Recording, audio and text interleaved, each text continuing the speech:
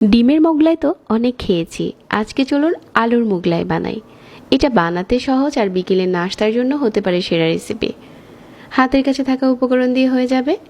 1 cup ময়দা নিয়ে নিচ্ছি, হাফ চা চামচ লবণ আর 1 টেবিল চামচ রান্নার তেল দিয়ে দিচ্ছি। এখানে ময়দার পরিবর্তে চাইলে আটাও নিতে পারেন। তেল ময়দা একসাথে করে মিশিয়ে নিচ্ছি। ময়দা মেশানোর কাজটা একটু ভালো করে করতে হবে যাতে খুব ভালো করে মিশে যায়। তারপর কুসুম গরম পানি দিয়ে একটা সফট ডো বানিয়ে নিচ্ছি।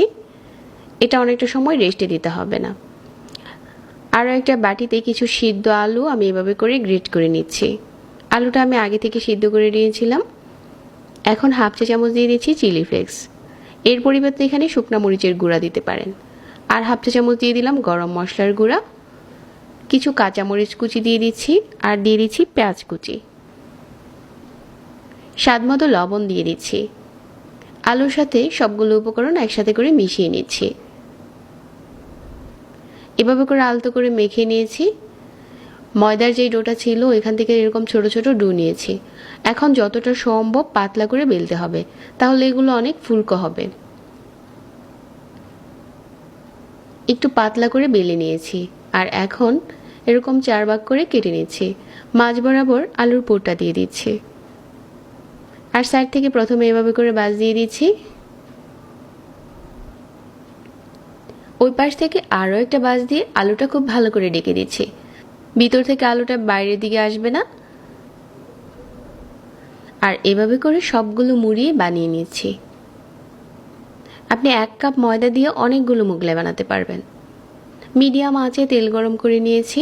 আপনি চাইলে কিন্তু আরও অল্প তেলেও ভাজতে পারেন, তবে ডুবো তেলে ভাজলে এগুলো অনেক বেশি ফুলকো হয়। তেলটা এভাবে করে উপরে দিতে থাকলে দেখা যাবে যে এটা ফুলে একদম ডবল হয়ে গেছে। একটুখানি ঘুরিয়ে নাড়িয়ে চাড়িয়ে ভেজে নিচ্ছি। উপরটা যখন এরকম ফুলকো হয়েছে আর কালারটাও দারুণ হয়েছে, ওই পর্যায়ে তেল ঝরিয়ে উঠিয়ে নিচ্ছি। আর একইভাবে আজকে সবগুলো আলুর মোগলাই ভেজে নিচ্ছি।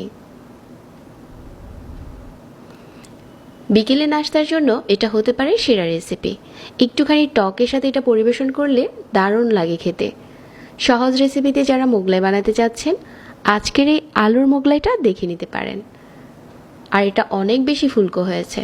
এখন চলুন একটা ভেঙে শেয়ার করি ভিতর থেকে এটা কতটা খাস্তা হয়েছে। ঠিক এরকম হয়েছে।